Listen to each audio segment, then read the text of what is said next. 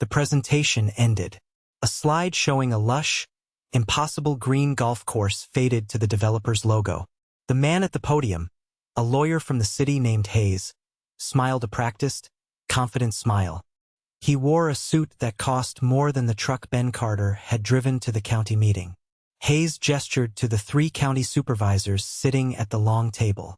This project, he explained, was not just a resort. It was a future, jobs, tax revenue, a new era for a county that had seen too many old eras fade away. The room was warm, filled with the quiet murmur of assent from local business owners and real estate agents. They could already smell the money. The supervisors were nodding. The deal was all but done. The centerpiece of the plan was a man-made lake, fed by a reservoir that would draw from the aquifer underlying the entire valley. The water rights, purchased cleanly from the county along with 120 acres of worthless scrubland years prior, were the linchpin. Hayes was wrapping up, taking a sip of water from a plastic bottle. He asked if there were any final questions. For a moment, there was only the sound of the air conditioner humming. Then, a voice from the back of the room, quiet, not loud, but it cut through the hum like a cold chisel. That water isn't yours. Every head turned. Ben Carter stood near the door. He wore clean work boots, jeans with dust on the cuffs, and a pressed blue shirt. He held nothing but a thin, folded piece of paper in his weathered left hand. Hayes squinted, the smile fixed on his face, but his eyes were annoyed. I'm sorry. The developer's representative adjusted his microphone. Could you repeat that? Ben Carter took 2 slow steps forward. He didn't raise his voice. He said it again, each word separate and clear. I said, that water isn't yours to sell. The county never owned it. The room went quiet. The confident smiles faded from the faces of the supervisors. They looked at their own paperwork, then at Hayes, then at the old man standing by the door. The man from the city laughed. A short, dismissive burst of air. Sir, I can assure you, our title is perfectly clear. We have the deed from the county, recorded in 1998. The water rights are appurtenant. They run with the land. He spoke the legal term with the smooth certainty of a man who had used it to win 100 arguments. Ben Carter said nothing. He just walked forward, slow, controlled. He walked past the rows of folding chairs, past the anxious faces of the town's hopeful, and stopped at the long supervisor's table. He didn't look at Hayes. He looked at the county clerk, Eleanor Vance, a woman who had held her post for 40 years. He carefully unfolded the paper and placed it on the polished wood. It was a deed from 1934. The paper was yellowed, the ink faded, but the stamp from the county recorder's office was still visible, a faint purple circle in the corner.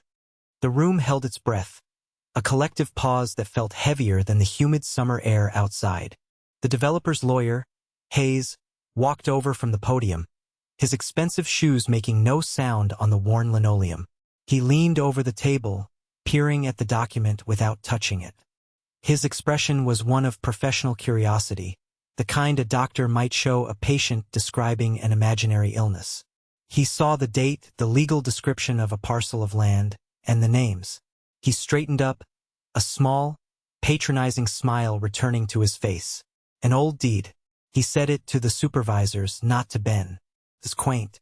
But as I said, our chain of title is clean. The county foreclosed on this parcel for back taxes in 1972. It sat in the county's portfolio until my client's subsidiary purchased it 22 years ago.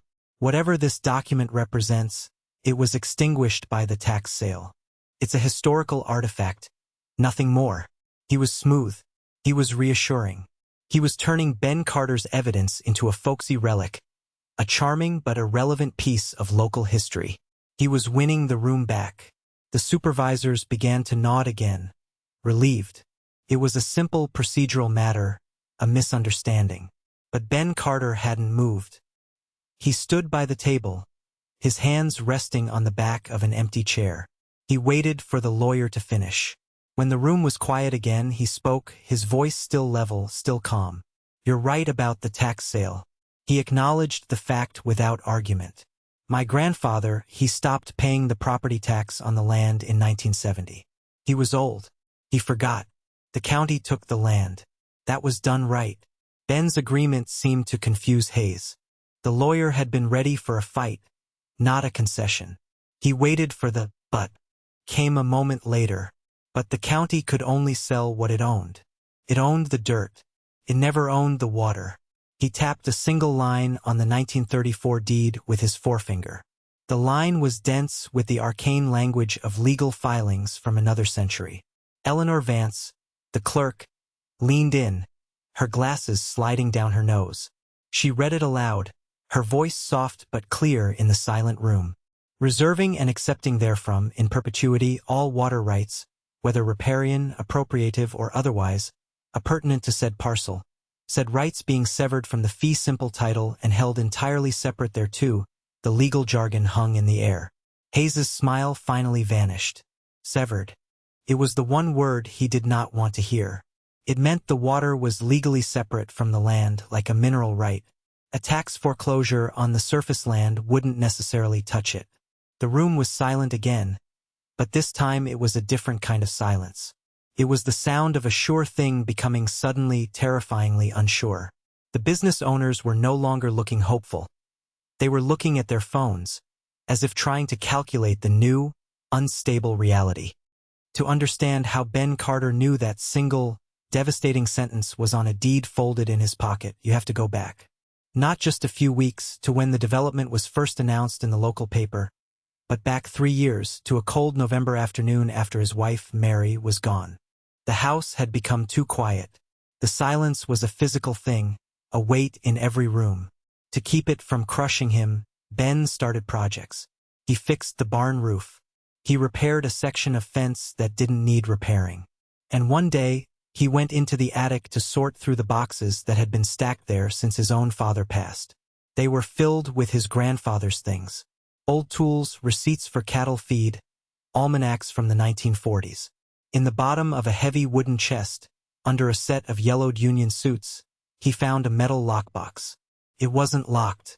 Inside were papers, deeds, titles, a marriage certificate, and a small, leather-bound ledger. It was his grandfather's account book. Most of it was what you'd expect. The price of seed corn in 1938. The cost of a new tractor tire in 1951. The sale of 2 calves in 1962. But one entry, repeated every year from 1934 until 1971, caught his eye. It was on its own page, under the heading First Water. The entry was always the same. County lease payment, $4,700, $47. It wasn't much even then, but it was consistent. For 37 years, the county had apparently paid his grandfather, and then his father $47 for something called First Water. Ben didn't know what it meant. He put the ledger and the deeds, including the one from 1934, back in the box and brought them downstairs. For weeks, the question nagged at him. What was First Water? He remembered his grandfather talking about the creek that used to run through the scrubland. The parcel everyone in the family just called the worthless acres. It had gone dry in the big drought of the 50s and never came back. That was the land the county had taken. Ben had bought it back himself in 1998, the same year the developer had. He'd seen it listed in a county auction of surplus properties. He paid $2,800 for it. Not because it was worth anything, but because Mary had loved walking there. She said it was the quietest place on earth. He bought it back for her. He'd never thought about the water. No one had. There was no water there. It was just rock and dust. But the ledger suggested there had been. And that it had been important. The research started slowly. It was not a matter of searching online. The records he needed were paper, filed away in the county courthouse basement, a place that smelled of damp concrete and decaying pulp. He started with the tax records for the worthless acres. He found the foreclosure file from 1972. It was thin. A few notices, a judgment. It all looked standard. Then he looked for the lease agreement mentioned in the ledger. He spent 2 full days going through county disbursement records from the 1930s. The clerk, a young woman who seemed annoyed by his presence, finally pointed him to a set of massive, crumbling books in a locked cage. There, under water management, for the fiscal year 1934, He found it. A resolution by the county supervisors to lease the primary water rights from the Carter family parcel for agricultural irrigation support downstream. The price: $47 a year. The resolution specifically referenced the severed rights in the deed recorded that same year. He had found the other half of the story. His grandfather hadn't just sold the land and kept the water. He had leased the water back to the county. The county, in its institutional slowness, kept paying the lease for decades. Then, in 1972, the same year they foreclosed on the land for a few $100s in back taxes, the payments stopped. The institutional memory had faded. The man in the treasurer's office who wrote the check every year had retired. The creek was dry. The file was forgotten. The county foreclosed on the land they were actively leasing water rights from, and no one noticed the contradiction. When they sold the land to Ben and the developer's subsidiary 26 years later, they sold something they thought was a package deal. They sold the worthless acres. They assumed the water came with it. What everyone assumes is what no one verifies. Ben photocopied the resolution. He spent the next week learning about water law. He read books from the library. He learned about severance, about appurtenant rights, about prescriptive easements. He learned that, in his state, severed water rights were treated like property. They could be bought and sold, but they couldn't be taken by accident. They had to be specifically named in a foreclosure. The county's 1972 filing had never mentioned water rights. Couldn't. The county didn't know it didn't own them. All this work was quiet. It was patient. He told no one. He sat at his kitchen table at night, with Mary's empty chair across from him, and he laid out the documents. The deed from 1934, the ledger from his grandfather, the county resolution, the foreclosure filing, the deed from his own purchase in 1998. It was a story told in paper, a story of a forgotten promise and a colossal, decades-long mistake. He folded the papers, put them in a thick envelope, and placed them in his gun safe. He didn't know if anything would ever come of it. He just knew the story, and for 3 years that was enough. Then he read about the golf course. Ben Carter wasn't a man who thought much about money. He had enough. He'd worked as a mechanic for 40 years, fixing the tractors and combines that kept the valley fed. He'd saved. He and Mary had lived a simple life. Their house was small, paid for. Their needs were few. The number Hayes had thrown out during his presentation, a $40 million valuation on the water rights, was absurd. It was like a number from a different planet. It meant nothing to him. What meant something was the memory of his grandfather. A hard, quiet man who believed a person's word was their bond, and that a signature on a piece of paper was a sacred thing. He remembered his grandfather walking the worthless acres with him when he was a boy. The creek still had water in it then, a trickle in the dry season, a rush in the spring. My father homesteaded this, his grandfather had told him, his voice rough. Dug it out of the dirt with his own hands. The water is the life. Don't ever give up the water. He hadn't understood then. It was just a creek. But his grandfather had seen the future. He'd seen the droughts coming. He'd seen the cities growing, their thirst reaching out into the farmland. In 1934, when the new county reservoir was being planned, they came to him. They wanted his water. He refused to sell. He would lease it, he told them. You can use it, but you don't own it. Some things are planted for the next man. The county lawyers, sure of their own cleverness, drew up the papers. They severed the rights, thinking it was a temporary solution. They filed the deed. And then, over time, they forgot. The institution forgot. But the family remembered, even if only in a dusty ledger. This fight wasn't about $40 million. It was about that principle. It was about a promise made to a ghost. It was also about Mary. When Ben bought the land back at the county auction, he'd gone home and told her. He spread the new deed out on the kitchen table. It's ours again, he said. She had smiled. A genuine, beautiful smile that made her eyes crinkle at the corners. Good, she said. It's a peaceful place. They had walked there the next Sunday. She'd pointed out the spot where she wanted to be buried, under a lone, stubborn oak that grew near the dry creek bed. It's the quietest place on earth. When she died, that's where he put her. The idea of that quiet place being turned into a water hazard on the 14th hole, of her grave being overlooked by golf carts and condominiums, was an offense he could not name. It was a violation of something deeper than property law. It was a violation of memory itself. So when he stood in that meeting room, facing a man in $1,000 suit, he wasn't thinking about his potential wealth. He was thinking of the cool, dry air of the worthless acres at dusk. He was thinking of his wife's hand in his. He was thinking of his grandfather's stern instruction. Don't ever give up the water. This was not a negotiation. It was a restoration. He was making something crooked straight again. The money was just noise. The land, the water, the memory, that was the signal. He had done the homework decades before anyone asked the question. And he was prepared to wait, however long it takes. Some men collect problems. He collected patience. Back in the meeting room, the air was thick with the smell of a dying deal.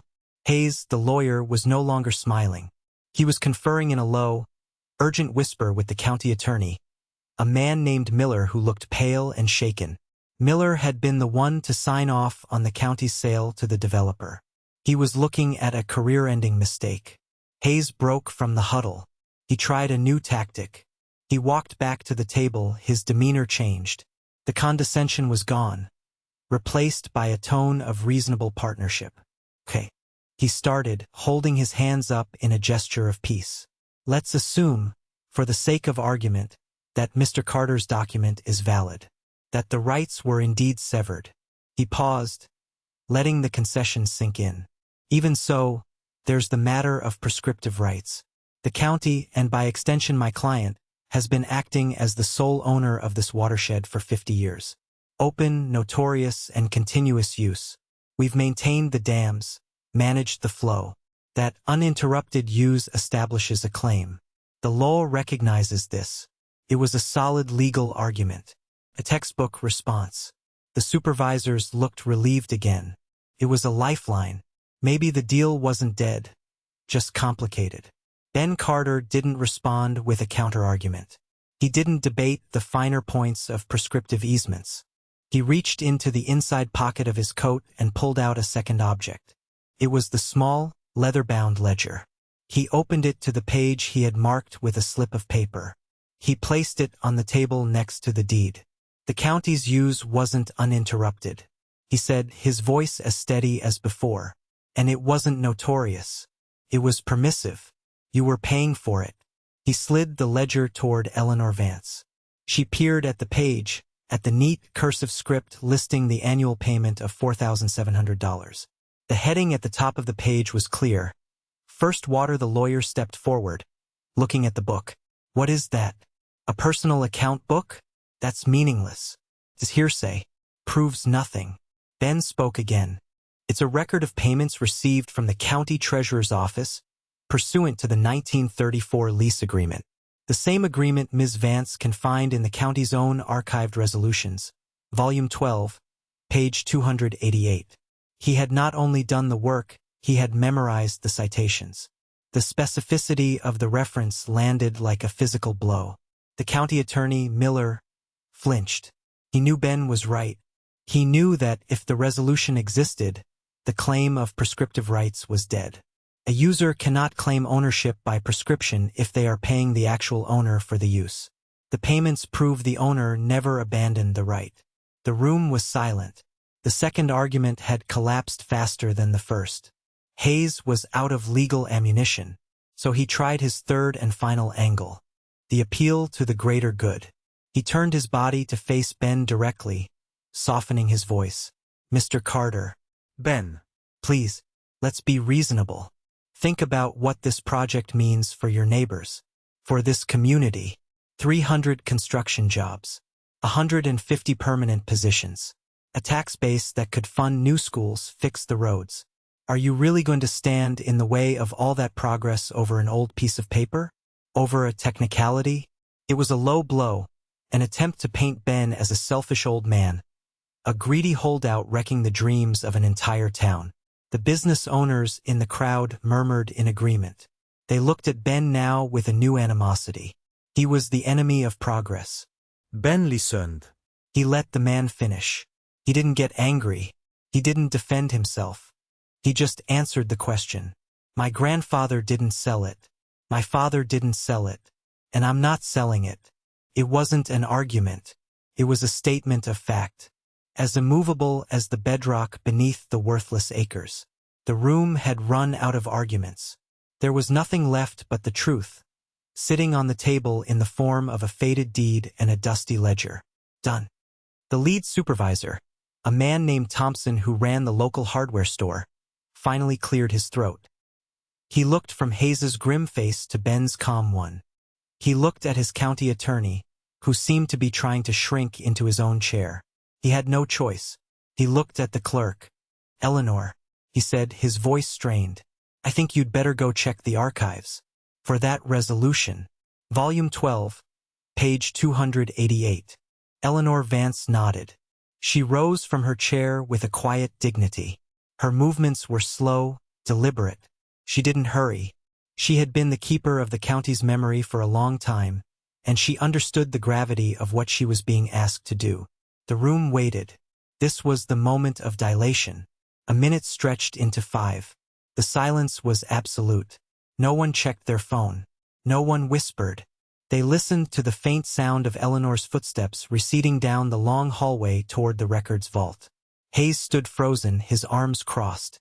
His confidence had evaporated, leaving behind the brittle shell of a man who knew he had been completely, comprehensively outmaneuvered. He had come armed with assumptions, with the power of money and influence. Ben Carter had come armed with facts. It had not been a fair fight. They heard the footsteps returning. Every eye in the room fixed on the doorway. Eleanor Vance reappeared, holding a single sheet of paper. It was a modern photocopy, crisp and white, a stark contrast to the yellow documents on the table. She walked back to her seat. She put on her glasses. She looked at Supervisor Thompson. "It's here," she said, just as he described it. A resolution to execute a lease for primary water rights from the Carter parcel. Dated October 1934. The lease was to be paid annually. It was never terminated. A collective sigh went through the room. It was the sound of $40 million vanishing into thin air. It was the sound of a future, the one with the golf course and the condominiums, dissolving like a mirage. Hayes said nothing. He uncrossed his arms and began to slowly, methodically, pack his leather briefcase. The click of the latches was loud in the silence. The county attorney, Miller, finally spoke, his voice a hoarse whisper. The tax foreclosure. It didn't extinguish the rights. Eleanor shook her head. No. The resolution and the severed deed were properly recorded. The rights were separate property. They were never part of the tax lien on the land. The county sold your client a piece of land, Mr. Hayes. That's all it ever owned. That ended it. The foundation of the entire project was gone. The water they had based everything on belonged to the quiet man in the work boots, and he had already said it wasn't for sale. The auction was over. The meeting was adjourned without a gavel. People just started to get up, their chairs scraping against the floor. The dream was over. The business owners filed out, avoiding eye contact with Ben. They weren't angry anymore. They were just defeated. Hayes didn't even look at Ben as he walked past, his briefcase a shield in front of him. He and the county attorney, Miller, stopped Ben at the door to the hallway. "Look, Mr. Carter," Hayes began, his voice low, urgent. "Let's not be hasty. My client is prepared to be very generous. This doesn't have to be the end of the project. We can make you a partner. We can buy the rights. Name your price." It was the final, desperate move of a man who believed everything had a price. He thought the public refusal had been a negotiating tactic. Miller chimed in, his desperation palpable. "We can offer you $1 million. Right now. A cashier's check by morning." Ben looked at them. He saw no malice in their faces. Only the blank incomprehension of men who operated by a different set of rules. For them, this was a transaction. For him, it was a duty. 1 million was just another number from another planet. "No," he said. Hayes's jaw tightened. 5 million. A tax-free annuity for the rest of your life. You'd never have to worry about a thing. Ben Carter almost smiled. I don't worry much now. The water stays with the land. He turned to leave. Hayes reached out, almost touching his arm, then thought better of it. Wait, everyone has a price. Just tell us the number. Ben stopped. He turned back to the two men in suits. He thought for a moment. He thought about his grandfather. He thought about Mary's grave under the oak tree. He thought about the $40 million figure they had put on it. There is no number, he said. He spoke again. Some things are planted for the next man. Then he walked away, down the long, empty courthouse hallway, his work boots making a steady, rhythmic sound on the old tile. He didn't look back. He left the two men standing in the doorway, surrounded by the ruins of their very expensive, very confident mistake. He went to his truck, the engine turning over on the first try. As he drove out of the parking lot, he saw the developer's logo on a sign for the proposed resort entrance. It showed a golfer swinging against a perfect blue lake. He shook his head. Just a picture of a place that would never exist. That evening, Ben Carter walked the worthless acres. The sun was setting, casting long shadows from the sagebrush and the lone oak tree. The air was cool and smelled of dust and dry grass. He walked the path of the old creek bed, the rocks smooth and pale under his boots. This land had been in his family for over a century, lost for a time and now returned. The fight was over. There had been no celebration, no triumphant press conference. The local paper would run a small story on the third page about the development being canceled due to a title dispute. No one would ever know the full story, and that was fine. The vindication was not in the winning. It was in the knowing, in the quiet satisfaction of a promise kept. He reached the oak tree where Mary was buried. The simple granite marker was warm from the last of the day's sun. He knelt down, his knee cracking in the quiet, and ran his hand over the stone. He picked up a small, smooth rock from the creek bed and placed it on top of the marker, a small gesture of remembrance. He stayed there for a long time, watching the sky turn from orange to purple. He didn't feel rich. He didn't feel powerful. He felt settled. The world was back in its proper alignment. The water would stay under the ground. The land would remain quiet. Mary's peace would not be disturbed. Some men collect problems. He collected patience. He stood up, his joints stiff, and started the slow walk back to his house. The lights were on. He had left them on that morning, a small act of hope.